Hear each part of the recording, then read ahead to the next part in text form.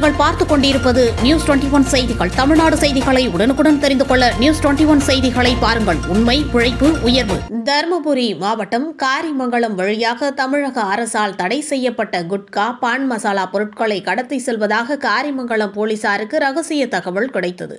இதனையடுத்து இன்று விடியற் காலை காரிமங்கலம் அடுத்துள்ள கும்பார அள்ளி சோதனை சாவடியில் காரிமங்கலம் எஸ்ஐ சுந்தரமூர்த்தி, எஸ்ஐ ஆனந்தகுமார் தலைமையிலான போலீசார் நேற்றிரவு தீவிர கண்காணிப்பு பணியில் ஈடுபட்டிருந்தனர். அப்பொழுது அவ்வழியாக வந்த மினி சரக்கு லாரியை போலீசார் தடுத்து நிறுத்தி சோதனை செய்ததில் மினி சரக்கு லாரியில் ரகசிய அறை அமைத்து தமிழக அரசால் தடை செய்யப்பட்ட 3 லட்சம் ரூபாய் மதிப்பிலான சுமார் 1 டன் குட்கா சாக்கு பைகளில் மறைத்து கடத்தி வந்தது தெரிய வந்தது.